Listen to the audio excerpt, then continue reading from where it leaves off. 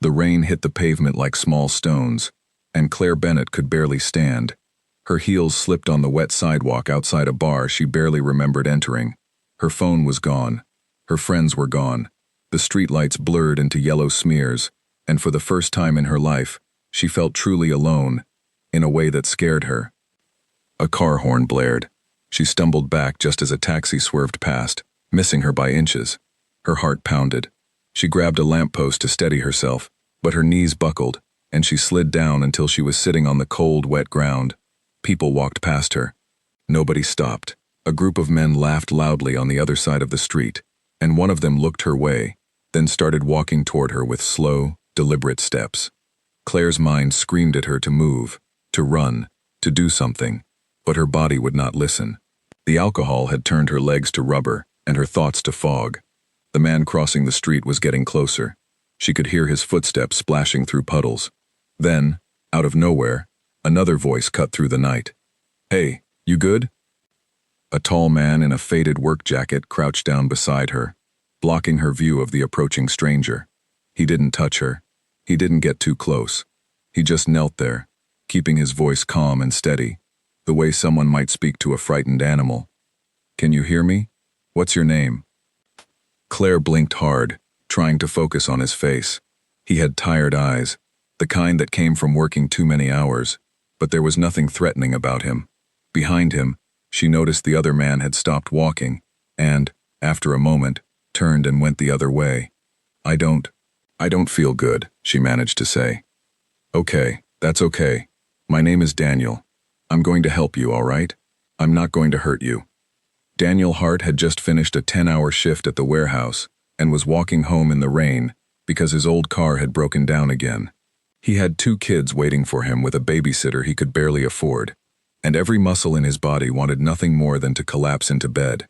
But when he saw the young woman sitting alone on the sidewalk, shivering, with a stranger closing in on her, something in him refused to keep walking. He took off his jacket and wrapped it around her shoulders. She was shaking, and her lips had gone slightly pale from the cold. "Do you have anyone I can call? A friend? Family? Anyone?" Claire shook her head slowly. "My phone. I lost my phone." Daniel looked around. The rain was getting heavier, and there was no shelter nearby, except the closed shop awning a few steps away. He gently helped her stand, letting her lean on his arm, and walked her under the awning where it was dry. "Do you know your address? Even just the area?" She mumbled something that didn't quite make sense, words slurring together.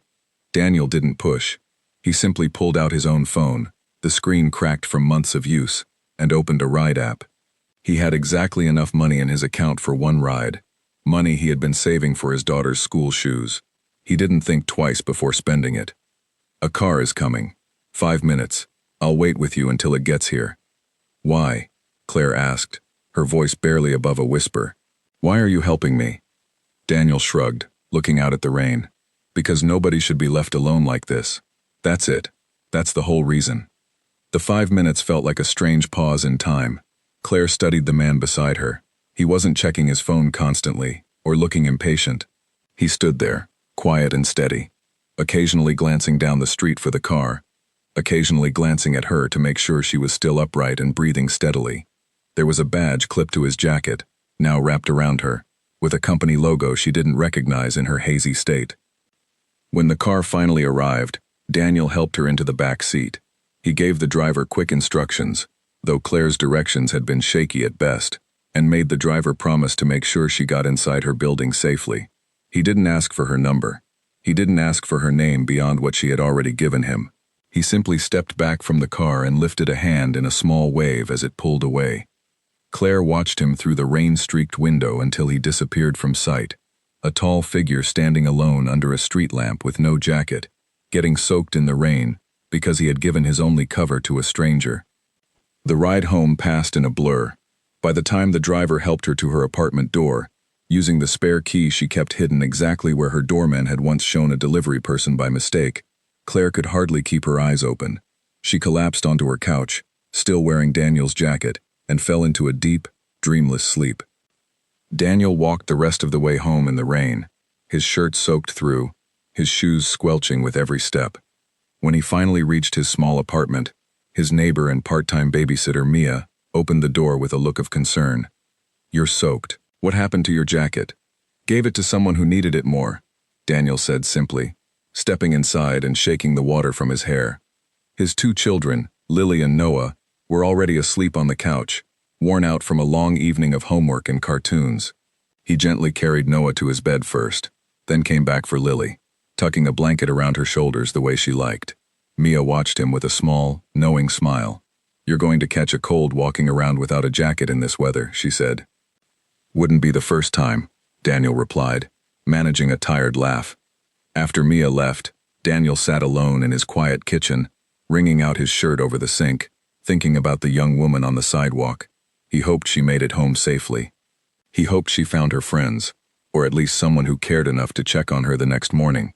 He didn't think about her much beyond that. In his mind, he had simply done what anyone should have done. He had no idea that the woman he'd helped, wrapped in his old work jacket, was about to turn his entire life upside down. He made himself a cup of instant coffee, more out of habit than any real need for the caffeine, and sat by the window watching the rain streak down the glass. Somewhere out there, thousands of people had passed him tonight without a second glance. Somewhere out there, one stranger had needed exactly the kind of help he could give. He didn't know her name. He didn't know where she lived. He didn't know that in a few days, she would walk through the doors of the very warehouse where he worked, carrying his jacket, determined to find the man who had saved her. For now, all Daniel knew was that his children were safe, warm, and asleep in their beds, and that tomorrow, he had another early shift waiting for him. He finished his coffee, turned off the kitchen light, and went to bed, unaware that the quiet kindness of one rainy night was about to change everything he thought he knew about his ordinary life. Claire woke to sunlight cutting sharply through her curtains, and a headache that pounded behind her eyes like a drum. For a moment she didn't know where she was, or how she had gotten there. She sat up slowly, and that was when she noticed the jacket still wrapped around her shoulders, dry now, smelling faintly of rain, and something like fresh-cut wood, a working man's smell, honest and simple. She stared at it for a long moment, pieces of the previous night slowly returning to her, like scattered puzzle pieces falling into place. The bar, her friends disappearing into the crowd, the rain, the cold sidewalk, a man's voice, calm and steady, cutting through her panic. She remembered his eyes most of all, tired but kind, the kind of eyes that had seen hard days but hadn't let them turn bitter. She reached for her phone out of habit, before remembering it was gone, lost somewhere in the chaos of the night before. She would need a new one. But first, she looked down at the jacket again. It was old, the fabric slightly worn at the cuffs, a small tear near one pocket that had been carefully stitched back together, likely by hand. Someone had cared enough about this jacket to fix it rather than throw it away. Her fingers brushed against something clipped to the collar, a small plastic badge, the kind used for workplace identification. The photo had faded slightly, but she could still make out a face, the same tired, kind eyes from the night before. Below the photo was a name that had partially rubbed off, and a company logo she recognized instantly. Bennett Logistics, her father's company. Claire sat frozen on her couch, staring at the badge in disbelief. Of all the people in the city who could have stopped to help her, it had been someone who worked for her own family's company, a warehouse employee she had never met, in a building she had visited exactly twice in her entire adult life, both times for brief ceremonial appearances that lasted less than an hour. She thought about calling her father immediately, but something stopped her. This wasn't about the company. This wasn't about connections or favors. A stranger had given up his jacket, his money, for a safe ride home, and possibly hours of sleep, expecting absolutely nothing in return. He hadn't asked who she was. He hadn't asked for anything at all. That kind of decency felt rare, almost impossible to find in a world where most people wanted something in exchange for their kindness. Claire pulled the jacket tighter around herself and made a decision. She needed to find him, not to make a scene, not to offer some grand reward that would embarrass him, but simply to say thank you properly, the way she hadn't been able to the night before when her words had barely made sense and her legs could barely hold her up. She spent the next hour trying to piece together more details. The badge photo was too faded to make out a full name, but the company logo was unmistakable. She knew the warehouse was located on the east side of the city, near the old industrial district where her father had built one of his first distribution centers decades ago. She had heard him mention it during dinner conversations, always in passing, always focused on numbers and efficiency reports, rather than the people who kept the place running. For the first time, Claire found herself curious about those people, who worked there, what their days looked like, whether any of them had ever needed help the way she had needed it last night, and whether anyone had been there for them. She showered, dressed in something simple, and looked at herself in the mirror. Her usual reflection, the one dressed in designer clothing with her hair perfectly styled for board meetings and social events, felt distant from the woman staring back at her now.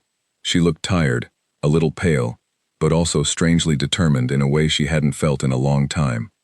Her friend Grace called just as she was getting ready to leave, her voice frantic with worry. "Claire, oh my goodness, where did you go last night? We looked everywhere for you. Are you okay?" "I'm fine," Claire said, and for once, she meant it. "Someone helped me get home safely." "Who? Do you even know this person?" Claire glanced down at the jacket lying across her couch. "Not yet, but I'm going to find out." Grace tried to convince her to rest, to let it go, to simply be grateful, and move on with her life. But Claire couldn't shake the feeling that this wasn't something to simply move on from. She had built her entire adult life around comfort, around the safety net her father's success had given her. She had never truly needed anyone the way she had needed that stranger last night, and he hadn't hesitated for even a second. She decided to drive to the warehouse herself rather than send someone else to ask questions on her behalf. It felt important that she do this personally, without using her father's name or her family's influence to smooth the way. She wanted to walk in as an ordinary person, the same way Daniel had treated her the night before, as simply someone who needed help. Nothing more, nothing less. The drive across the city gave her time to think. She passed familiar streets that looked different in the daylight, quieter, less threatening than they had felt the night before through rain-soaked windows. She passed the very street corner where she had been sitting, and for a moment she slowed the car, staring at the spot where a stranger had knelt beside her and refused to let her feel abandoned. The industrial district looked exactly as she imagined it would. Rows of large gray buildings with loading docks and trucks lined up in neat rows, workers moving crates and pallets with practiced efficiency. She parked near the main entrance of the building marked with the Bennett Logistics sign, feeling suddenly nervous in a way she rarely experienced. A security guard at the front gate looked up as she approached, his expression shifting from mild curiosity to recognition as he noticed the family resemblance and the company badge photo he had likely seen in internal newsletters over the years. "Miss Bennett, is everything all right? We weren't told you'd be visiting today." "Everything's fine," Claire said quickly. "I'm actually here about something personal. I'm trying to find an employee who works here, someone who helped me last night." The guard's expression softened with curiosity, though he remained professional. "Do you have a name?" "Not exactly. Just this." She held up the faded badge clipped to the jacket she still carried. The guard squinted at it, then shook his head apologetically. "Photos too worn out to make out clearly from here. We have hundreds of employees across 3 shifts. Miss Bennett, might take some time to track down who this belongs to." Claire felt a flicker of frustration, but she reminded herself that patience was part of this journey. "That's okay. Is there someone in human resources I could speak with? Maybe they could help match the badge number to a name." The guard nodded and picked up his radio, speaking quietly to someone on the other end, before waving her through toward the main office building. As she walked across the parking lot, workers glanced her way with curious expressions, some recognizing her immediately, others simply noting an unfamiliar visitor walking with unusual purpose through their workplace. Inside the office, a woman named Mia greeted her with a warm smile, unaware that this same woman had spent the previous evening watching Daniel come home soaked and jacketless, unaware that the pieces of this story were about to connect in ways neither of them expected. "Miss Bennett, what a surprise. How can we help you today?" Claire held up the badge again, explaining briefly, careful not to reveal too many details about the vulnerable state she had been in the night before.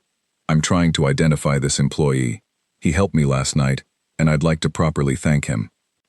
Mia studied the badge for a long moment, her brow furrowing slightly as recognition began to dawn on her face.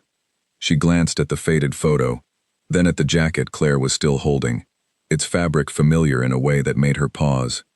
"This looks like Daniel's jacket," Mia said slowly. Daniel Hart. He works the evening shift in receiving. Claire's heart skipped. Daniel Hart, she repeated softly, finally putting a full name to the man who had knelt beside her in the rain. Is he in some kind of trouble? Mia asked, her protective instincts clearly kicking in. Daniel was well liked among his co-workers, known for his quiet reliability and the way he never complained despite clearly juggling more responsibilities than most people realized. No, not at all, Claire assured her. He helped me last night when I needed it most. I just want to thank him properly. Mia's expression relaxed slightly, though a thoughtful look remained in her eyes. He's not scheduled to come in until this evening.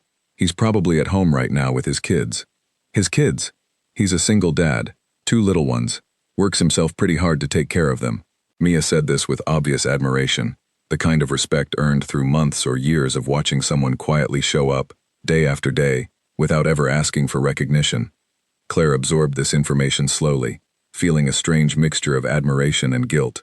This man, already carrying the weight of raising 2 children alone while working demanding shifts, had still found it within himself to stop and help a stranger in trouble, spending money he likely couldn't easily spare, giving up his only protection from the rain. Could I get his address? Or maybe wait until his shift starts this evening? Mia hesitated, professional caution warring with her instinct to help. I'm not really supposed to give out personal information about employees. I understand completely, Claire said. Would it be all right if I came back this evening then, when his shift begins? I'd like to see him in person. Mia nodded, relieved to have found a solution that didn't compromise her professional boundaries. That should be fine. He usually arrives about 15 minutes before his shift starts, around 5:30. Claire thanked her and stepped back out into the afternoon sunlight, the industrial district buzzing around her with the ordinary rhythm of working life. She had hours to wait now, hours that stretched ahead of her uncomfortably as she thought about what she would say, how she would properly express gratitude for something that felt too large for simple words.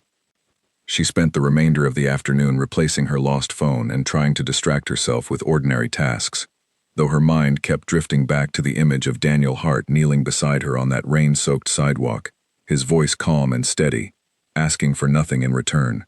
She thought about his children waiting for him at home, about the sacrifices Mia had hinted at, about the quiet strength it must take to work exhausting shifts while raising 2 kids alone. As evening approached, Claire drove back toward the warehouse, her nervousness building with each passing mile. She parked in the same spot as before and waited, watching workers arrive for the evening shift, scanning each face for the one she had only glimpsed briefly through rain and exhaustion the night before. At exactly 5:25, a familiar figure walked through the gate, tall and steady, wearing a different jacket now, his expression calm and focused as he prepared for another long shift ahead. Claire's breath caught in her throat as she recognized him immediately. The same tired but kind eyes, the same quiet confidence in the way he carried himself. She stepped out of her car, clutching his old jacket against her chest, and called out his name for the very first time. Daniel? He turned, confusion crossing his face for a brief moment, before recognition slowly dawned, his eyes widening slightly as he took in the sight of the young woman he had helped the night before, now standing before him clear-eyed and steady, holding his jacket out like an offering. You made it home okay, he said, relief evident in his voice. Thanks to you, Claire replied, closing the distance between them. I wanted to return this, and to properly thank you for what you did last night. You didn't have to help me, but you did anyway, and it meant more than you probably realize. Daniel accepted the jacket with a small, humble smile, clearly uncomfortable with the attention but too kind-hearted to brush off her gratitude entirely. Anyone would have done the same thing. No, Claire said firmly, shaking her head. Not everyone would have. I know that better than most people. As they stood there in the fading evening light, neither of them yet realizing the deeper connection that fate had already woven between them, workers continued to file past, glancing curiously at the unfamiliar scene unfolding near the entrance. Neither Daniel nor Claire had any idea that this simple exchange of gratitude was only the beginning of a story that would soon reveal truths neither of them had expected. Truths that would test character, challenge assumptions, and ultimately reshape both of their lives in ways they could never have predicted on an ordinary rainy night, that had somehow changed everything. Daniel glanced at his watch, aware that his shift would begin in a few minutes, but something about the sincerity in Claire's voice made him linger a little longer than he probably should have. He tucked the return jacket under his arm and studied her face properly for the first time in clear evening light. No rain, no panic, just two strangers standing in a parking lot with an unusual story already connecting them. "I'm glad you're okay," he said. "That's really all that matters to me." "Can I ask you something?" Claire said, her voice softer now, almost hesitant. "Why didn't you ask for my name last night? Or my number? Most people would have wanted something in return, even just a way to stay in touch." Daniel thought about the question for a moment, before answering honestly. "Honestly, I wasn't thinking about any of that. I just wanted to make sure you got home safe. Once the car showed up, my job was done. That's rare, you know. Genuinely rare." He shrugged, glancing toward the warehouse entrance where a few coworkers were beginning to notice the unusual scene. "I should probably get inside. My shift starts soon." "Of course," Claire said, stepping back to let him pass. Then, almost as an afterthought, she added, "I work for the company too, in a way. My father owns it. Edward Bennett." Daniel froze mid-step, the name landing on him like a sudden weight. He turned back slowly, processing the information with visible surprise. "Bennett, as in the owner of this entire building, yes," Claire confirmed, watching his expression carefully. "I should have told you sooner. I didn't want it to change anything last night, and honestly, I still don't want it to change anything now." Daniel felt an uncomfortable knot forming in his stomach. In his mind, he replayed the events of the previous night, wondering if anyone would misinterpret his actions once word got out, wondering if his coworkers would suddenly view him differently, wondering if this simple act of decency would somehow be twisted into something calculated or self-serving. "I didn't know who you were," he said quietly. "I want you to know that. I would have helped you regardless." "I believe you," Claire said, and she meant it completely. "That's exactly why I wanted to thank you properly. You had no idea who I was. No reason to expect anything, and you still stopped to help. That kind of character is hard to find."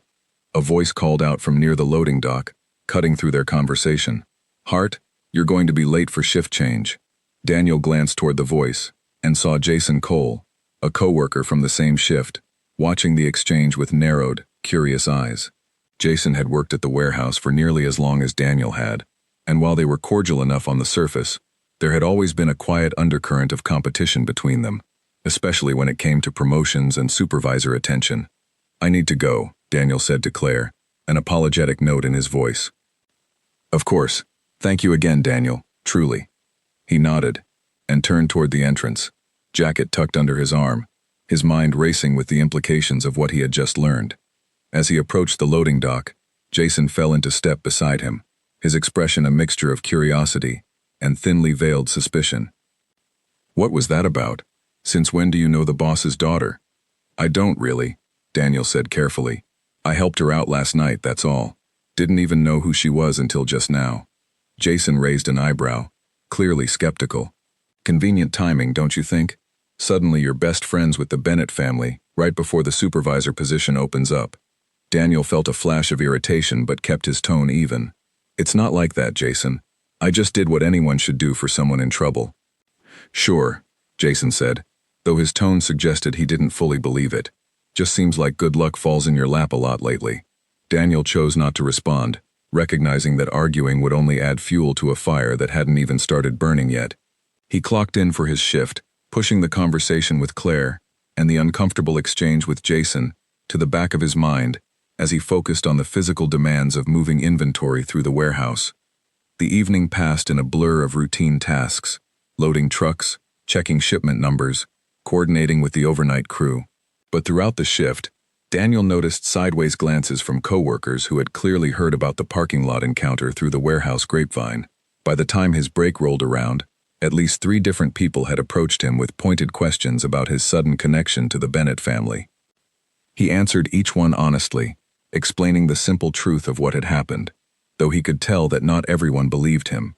Rumors had a way of growing and twisting inside a workplace, and Daniel worried that this particular rumor might grow into something that could damage the reputation he had spent years quietly building.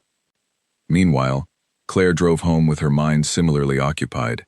She replayed the conversation with Daniel repeatedly, Troubled by the flicker of concern she had seen cross his face when she revealed her last name, she understood immediately what that concern meant. He was worried about being seen as someone trying to use a connection for personal gain, worried about how his co-workers might perceive an association with the owner's daughter. She decided she needed to speak with her father, not to ask for any special treatment on Daniel's behalf, but simply to make sure the situation was handled with complete transparency. She found him in his home office later that evening, reviewing quarterly reports with his usual quiet focus. "Dad, can I talk to you about something?" Edward Bennett looked up from his papers, immediately noting the seriousness in his daughter's expression. "Of course. What's going on?"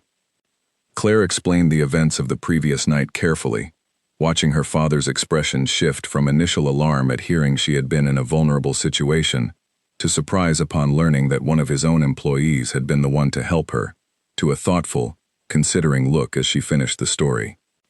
"Daniel Hart," Edward repeated slowly, searching his memory. "I don't believe I know that name personally, though we have a large workforce across several shifts. He didn't know who I was, Dad. He genuinely had no idea.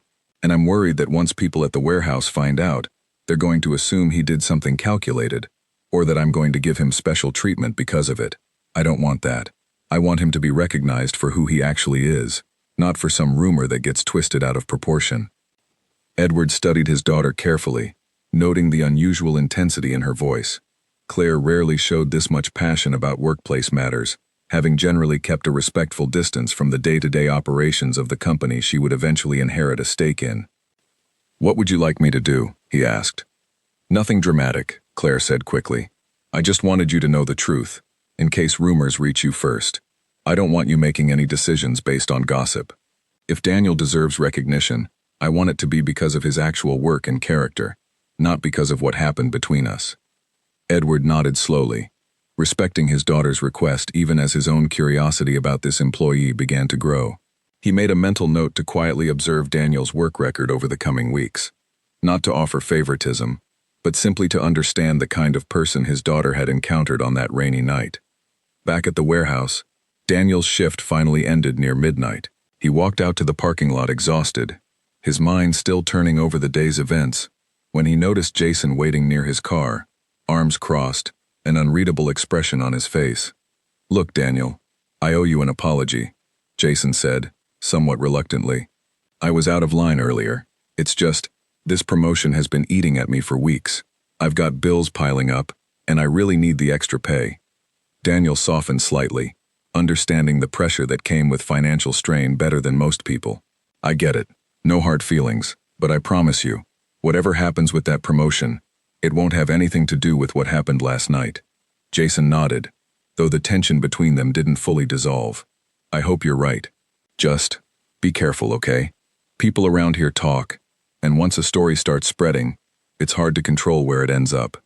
Daniel thanked him for the warning, though he couldn't shake a nagging worry as he drove home through the empty city streets. He thought about his children asleep at home, about the bills waiting on his kitchen counter, about the fragile stability he had worked so hard to build for his small family. He hoped that a single act of kindness on a rainy sidewalk wouldn't somehow unravel everything he had carefully put together. The following days brought a strange new rhythm to Daniel's life. Claire began visiting the warehouse periodically, always careful to maintain professional distance during working hours, but gradually striking up genuine conversations with Daniel during his breaks. She asked him about his work, about the challenges of managing shipments and inventory, about the long hours that came with supporting 2 young children alone. Daniel found himself surprised by how easily their conversations flowed, how Claire listened with genuine interest rather than polite obligation, how she asked thoughtful questions rather than making assumptions about his life based on his job title or income. In turn, Claire found herself drawn to Daniel's quiet resilience, his refusal to complain despite obvious hardships, his unwavering focus on providing stability for his children, even when exhaustion clearly weighed on him. One afternoon, during a short break between shipments, Claire asked him directly about his children, curiosity evident in her voice. "What are their names?" "Your kids." Daniel's entire expression shifted, softening into something warmer and more relaxed than she had seen from him before. "Lily is 8, and Noah just turned 6. They're the reason I do any of this, honestly." "What happened to their mother?" if you don't mind me asking. Daniel paused, and for a moment Claire worried she had overstepped, asking something too personal. But he answered steadily, his voice carrying quiet acceptance rather than lingering pain. She passed away almost 3 years ago. Health complications. Nothing anyone could have prevented. It's been just the three of us since then. Claire felt a wave of respect wash over her, understanding more fully now the depth of sacrifice behind every extra shift Daniel picked up, every tired expression she had noticed on his face, every careful decision he made to balance work and fatherhood without complaint. "You're doing an incredible job with them," she said softly. "I can tell, even just from how you talk about them." Daniel offered a small, genuine smile, the first one Claire had seen from him, that seemed completely unguarded. "They're good kids. Smarter than me, probably. Lily wants to be a scientist. Noah just wants to be exactly like his older sister, so who knows what he'll end up doing." Their conversation was interrupted by a supervisor calling Daniel back to work, but the exchange left both of them thinking about the growing connection between them, a connection built not on gratitude alone anymore, but on genuine curiosity and mutual respect that neither of them had fully anticipated when this story began on a rainy sidewalk just days earlier. As word continued to spread through the warehouse about Claire's visits, speculation grew louder. Though Daniel did his best to ignore it and focus on his work, he knew that eventually, this growing friendship would need to be addressed more openly, both within the workplace and within his own carefully guarded personal life. But for now, he simply appreciated the unexpected warmth that had entered his otherwise exhausting routine, unaware of how significantly this connection would soon reshape both his professional future and his family's quiet, private world. Weeks passed, and the friendship between Daniel and Claire continued to grow, quietly at first, then with increasing openness, as both of them realized they had little reason to hide something built on nothing but honesty and mutual respect. Claire began visiting the warehouse more frequently, sometimes bringing coffee for the crew during long shifts, sometimes simply stopping by to talk with Daniel during his short breaks. Jason watched these visits with growing resentment, his earlier apologies seeming to fade as the weeks wore on, and the supervisor position remained unfilled. He began making quiet comments to other coworkers, suggesting that Daniel was positioning himself for an unfair advantage, that his sudden closeness with the boss's daughter was no coincidence, that decent, hard-working employees like himself were being overlooked in favor of someone who had simply gotten lucky. Daniel tried his best to ignore the whispers, focusing instead on his work and his children, but the tension at the warehouse grew increasingly difficult to avoid. Co-workers who had once treated him with easy familiarity now seemed slightly more distant, slightly more careful in their interactions, as though uncertain how to treat someone who might soon have influence beyond his official position. One evening, after a particularly exhausting shift, Claire suggested something that caught Daniel completely off guard. "I'd love to meet your children sometime, if you're comfortable with that," she said, her tone careful and respectful. "Only if it feels right to you." "I understand if it doesn't." Daniel hesitated, protective instincts immediately rising to the surface. His children had already experienced enough instability with the loss of their mother, and he was fiercely careful about who he allowed into their lives.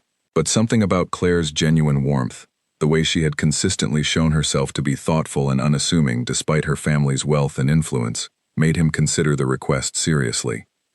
"Let me think about it," he said honestly.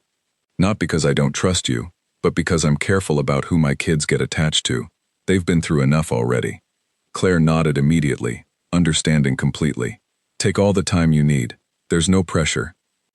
Daniel appreciated her patience, and after a few more days of consideration, he decided to invite her over for a simple dinner. Nothing extravagant, just a chance for her to meet Lily and Noah in the comfortable, unpretentious environment of their small apartment. The evening arrived, and Claire found herself unexpectedly nervous as she walked up to Daniel's modest front door, carrying a small gift for the children, careful not to make it anything too extravagant that might feel out of place or uncomfortable. Daniel opened the door with a warm, if slightly nervous smile, gesturing her inside. The apartment was small, but clean and comfortable, filled with children's drawings taped to the walls, a well-worn couch, and the unmistakable warmth of a home built on love rather than material comfort. Lily and Noah peered curiously from the kitchen doorway, sizing up their father's mysterious guest with the frank curiosity only children possess. "Lily, Noah, this is my friend Claire," Daniel said, kneeling slightly to make introductions feel less formal. Lily stepped forward first, her scientific curiosity evident even at 8 years old. "Are you the lady from the rain? Dad told us he helped someone in the rain." Claire smiled, crouching down to Lily's level. "That's me. Your dad is a very kind man. He helped me when I really needed it." Noah, still slightly shy, tugged at his sister's sleeve before finally speaking up. "Dad's always helping people. He helped our neighbor fix her sink last month." "That sounds exactly like something he would do," Claire said warmly, glancing up at Daniel with a genuine smile. Dinner passed in comfortable conversation, Lily peppering Claire with questions about her work and interests, Noah gradually warming up enough to show off his latest drawing, a colorful depiction of what he proudly explained was a dinosaur riding a bicycle. Daniel watched the interaction with quiet relief, grateful to see his children so at ease, grateful that his instincts about Claire's genuine character had proven correct. After the children were tucked into bed, Daniel and Claire sat together in the small living room, the comfortable quiet between them filled with unspoken understanding that had grown steadily over the past several weeks. "Your kids are wonderful," Claire said softly. "You've done an amazing job with them." "They keep me going," Daniel admitted. "Some days are harder than others, but they make everything worth it." Claire hesitated before continuing, something clearly weighing on her mind. "I need to tell you something. My father has been quietly reviewing your work record. Not because of me, or at least not entirely because of me. He wanted to understand who you actually are, beyond the story of that rainy night." Daniel felt a flicker of unease. "And what did he find?" "That you're one of the most reliable, hard-working employees in the entire company. Perfect attendance despite everything you're juggling at home. Consistently exceeds performance expectations. Respected by nearly everyone who works alongside you." Claire paused. Nearly everyone. Daniel understood immediately who she was referring to. "Jason's been talking, hasn't he?" Claire nodded reluctantly. "Some rumors reached my father through other channels.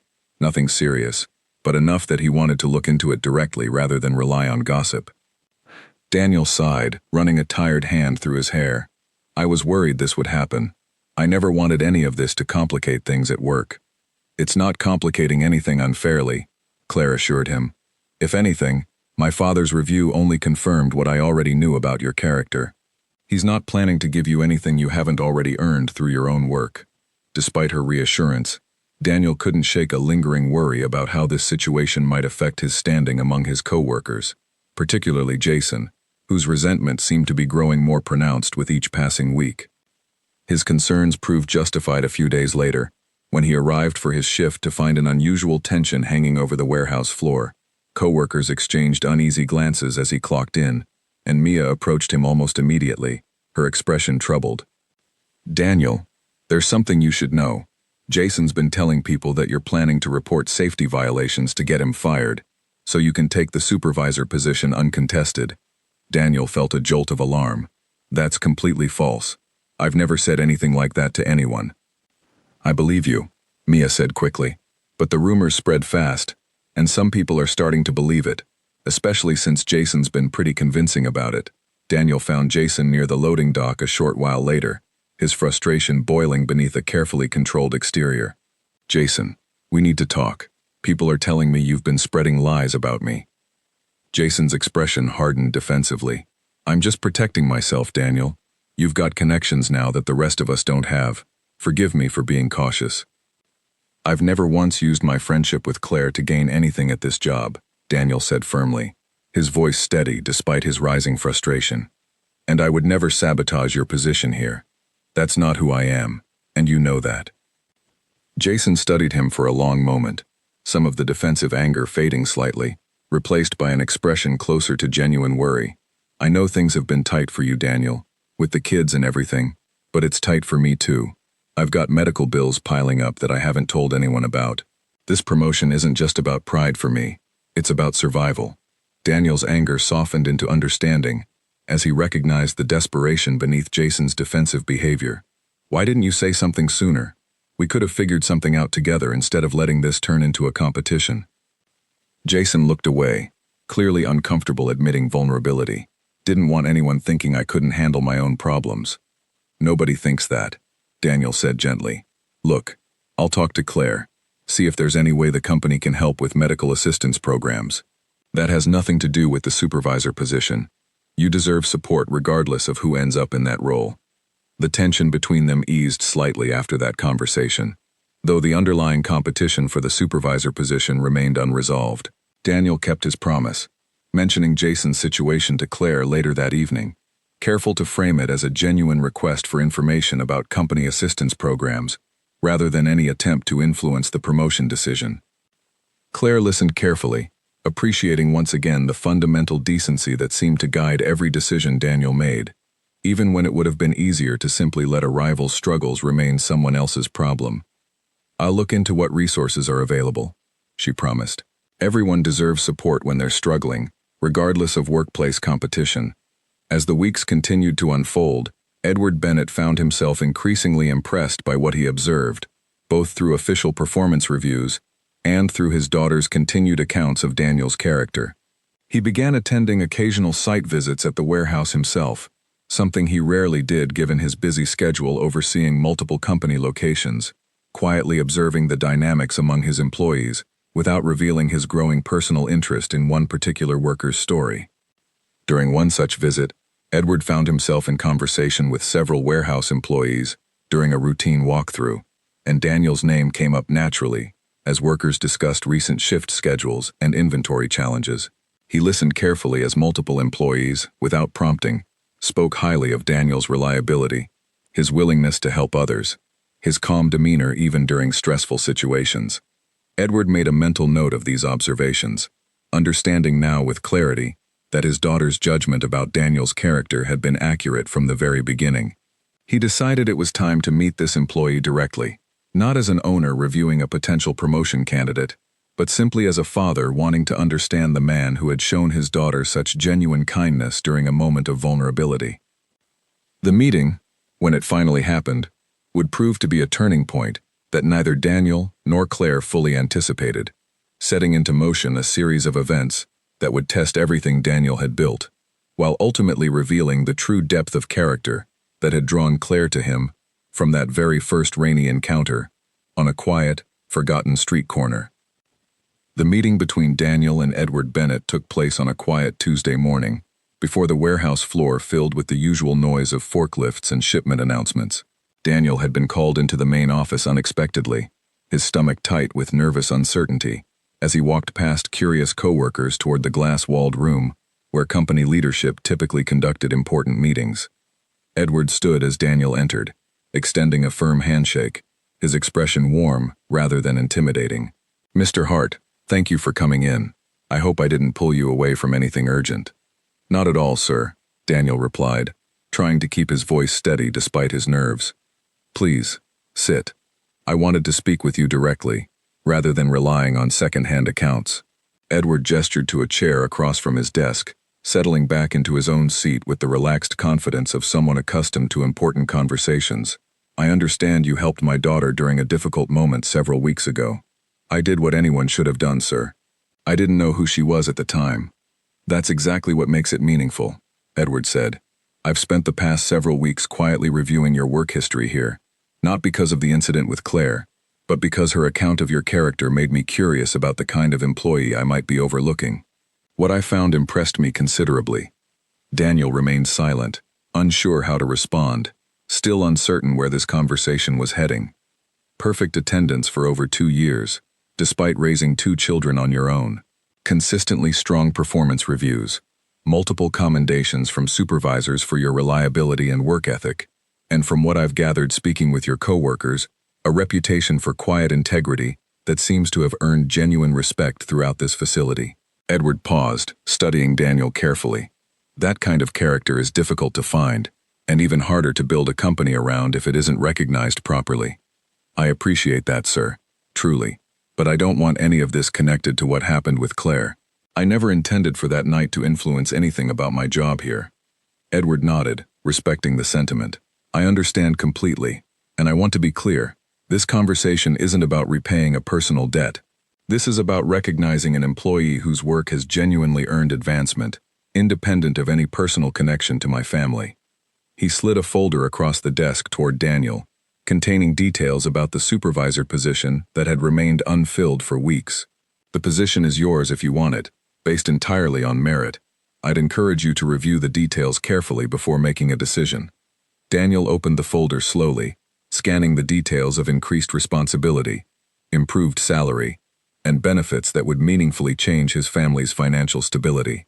For a moment, relief and gratitude washed over him, quickly followed by a nagging concern about how this decision might affect his relationship with Jason and other co-workers who had been vying for the same position.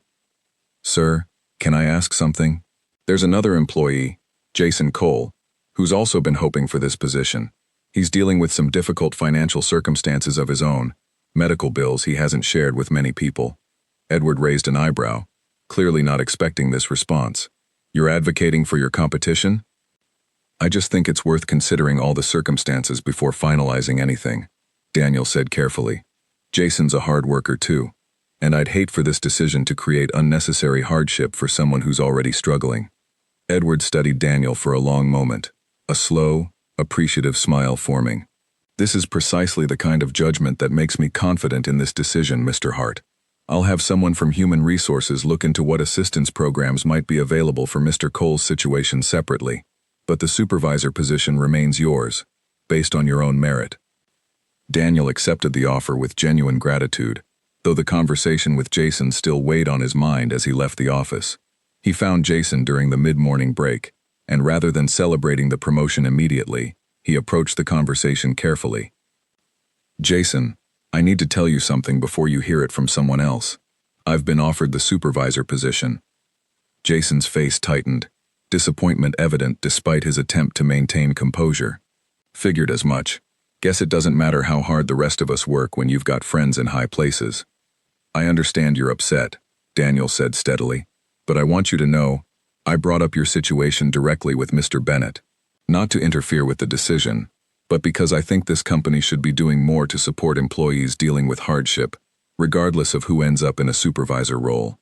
He's looking into assistance programs for your medical bills." Jason's expression shifted from resentment to surprised uncertainty. "You did that? Even after everything I said about you? We're co-workers, Jason. That matters more to me than winning some competition." Daniel extended his hand, a genuine gesture of reconciliation despite the tension that had built between them over recent weeks. Jason hesitated before finally accepting the handshake, something like reluctant respect crossing his features. "I owe you an apology. For real this time. I let my own stress get the better of me, and I said things I shouldn't have." "Water under the bridge," Daniel said simply. "Let's just focus on getting through the next shift." The tension between them didn't disappear entirely overnight, but the foundation for genuine reconciliation had been laid, something both men would continue building in the weeks that followed. Just 3 days after Daniel's promotion was officially announced, an emergency situation tested his new responsibilities in a way nobody had anticipated. During the overnight shift, a faulty electrical connection in one of the older sections of the warehouse sparked unexpectedly, quickly catching a stack of packing materials near the loading dock. The alarm blared through the building, sending workers scrambling toward emergency exits according to their training. Daniel, now responsible for overseeing safety protocols as part of his new role, immediately began directing co-workers toward the nearest exits, his voice calm and authoritative despite the chaos unfolding around him. As the crew gathered outside in the cool night air, watching smoke begin to rise from the building, Daniel did a quick head count, cross-referencing the shift roster in his mind. His stomach dropped as he realized someone was missing. "Where's Mia? Has anyone seen Mia?"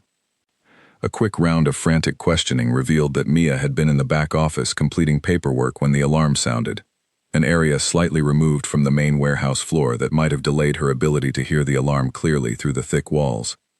Without hesitation, Daniel moved toward the building entrance, ignoring the protests of co-workers who tried to stop him from going back inside. "Daniel, the fire department is already on the way. You can't go back in there." "I can't leave her in there," Daniel said firmly, already moving toward the door. "I know exactly where that office is. I'll be quick." He pushed through the smoke-filled entrance, keeping low to avoid the worst of it, moving quickly but carefully through the familiar layout of the warehouse he had walked through countless times before. The smoke grew thicker as he approached the back offices, his eyes stinging, his breathing becoming more labored with each step. He found Mia in the office, disoriented and coughing, having just become aware of the emergency through the smoke seeping beneath the door. Relief flooded her face as she saw him appear through the haze. "Daniel, I couldn't get the door open, it's stuck somehow." Daniel examined the door quickly, realizing the frame had warped slightly from the heat, jamming the mechanism.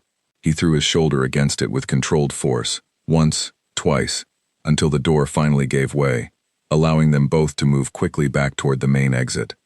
They emerged from the building together, coughing but unharmed, just as fire trucks arrived on the scene, sirens cutting through the tense night air. Coworkers rushed forward with relief, helping both of them to safety, while firefighters began working to control the blaze, which had thankfully remained contained to a single section of the warehouse. Claire arrived at the scene shortly after receiving a frantic call from Mia's sister, who had heard about the emergency through a mutual friend.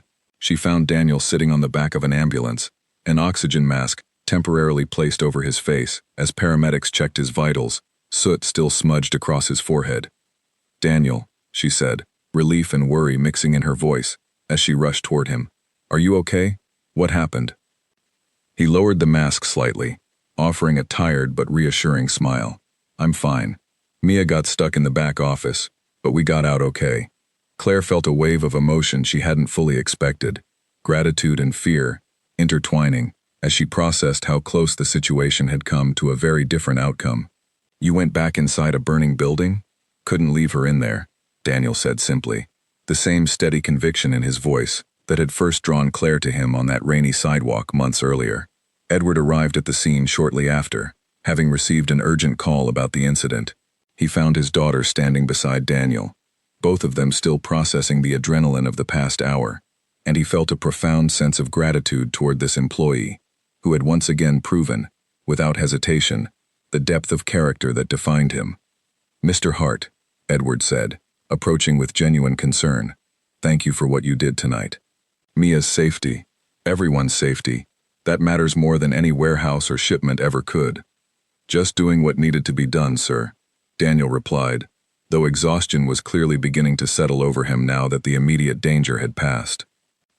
In the weeks that followed, the warehouse underwent necessary repairs and safety upgrades, funded generously by Edward Bennett, who used the incident as an opportunity to overhaul outdated electrical systems throughout the company's facilities. Daniel's quick thinking during the emergency, combined with his already established reputation for reliability and integrity, solidified his standing not just as a respected supervisor, but as someone the entire warehouse crew genuinely trusted and admired. Jason, having witnessed Daniel's selfless action firsthand, became one of his strongest supporters moving forward.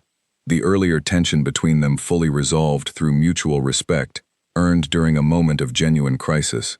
The financial assistance program Edward implemented helped ease Jason's medical bill burden considerably, allowing him to focus on his work without the constant weight of financial desperation that had fueled his earlier resentment. Claire and Daniel's friendship continued to deepen naturally over the following months, built on a foundation far stronger than gratitude alone. Lily and Noah grew comfortable with Claire's regular presence in their lives, her genuine warmth and patience earning their trust and affection gradually, without pressure or expectation. On a quiet evening several months after that first rainy encounter, Daniel and Claire sat together on the small balcony of his now slightly larger apartment, made possible by his promotion, watching the city lights flicker below as Lily and Noah slept peacefully inside. "Do you ever think about how differently that night could have gone?" Claire asked softly. "If you hadn't been walking that particular street at that particular moment?" Daniel considered the question thoughtfully. "I try not to dwell on what could have happened. I'm just grateful things worked out the way they did." "You changed my life that night," Claire said, in ways I don't think either of us fully understood at the time. "You changed mine too," Daniel admitted. "Not just because of the promotion, or the friendship, but because you reminded me that genuine kindness still matters, even when it feels like nobody's watching." They sat together in comfortable silence, the kind built through months of shared experiences, challenges overcome together, and mutual respect that had grown steadily since that first unexpected encounter on a rain-soaked street corner. Neither of them could have predicted, on that ordinary night when Daniel simply refused to walk past a stranger in need, just how significantly that single choice would reshape both of their lives, weaving together two very different worlds through nothing more than an act of quiet, unassuming kindness. In the end, it wasn't wealth or status that had brought them together, but something far simpler and far more powerful: the enduring truth that genuine character reveals itself most clearly in the moments when nobody expects anything in return.